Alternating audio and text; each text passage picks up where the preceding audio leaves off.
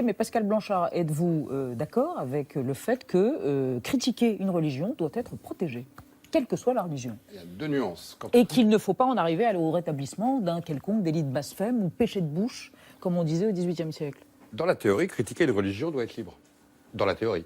Sauf quand la religion commence à ressembler à un discours qui identifie une population spécifique et la constitue quelque part avec des stigmates et des oripeaux de toute population comme presque une race.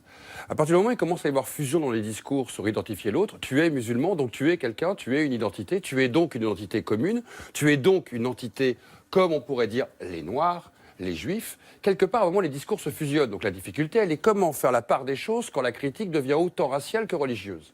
C'est complexe parce que d'un côté, il faut pouvoir conserver le droit de critiquer une religion et de l'autre côté, il faut pouvoir protéger une population qui n'est plus stigmatisée au nom de la couleur de sa peau, mais au nom de la religion qu'elle porte. D'une certaine manière, en 30 ans, le musulman est devenu une sorte de race. Et donc, 30 ans, c'est quoi? C'est le moment où le terme d'islamophobie, si non, le terme islamophobie est plus ancien, est apparu. Pascal Bruckner l'a très bien dit dans son livre, le terme est ancien, il correspond au rapport que l'Occident a eu avec l'islam. Il correspond même en France. Début du XXe, c'est Début ça? du XXe, à partir de 1910-1911, on commence à voir apparaître le terme dans les milieux extrêmement ciblés.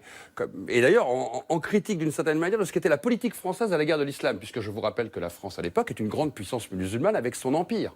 Même pendant la Première Guerre mondiale, on a payé des pèlerinages pour garder le peuple musulman à nos côtés dans la lutte contre l'allemand qui était proche du turc. Donc l'islam a toujours été, en France, une religion, je dirais, partenaire de la République dans le cadre de la colonisation, et non pas une religion ennemie. Ce qui s'est passé comme rupture, c'est quelque part la période post-coloniale. À partir des années 80, il s'est passé une sorte de dichotomie où l'islam, on a pu réussir à trouver sa place dans la République, comme d'ailleurs dans les autres pays européens, y compris ceux qui n'avaient pas une longue relation coloniale.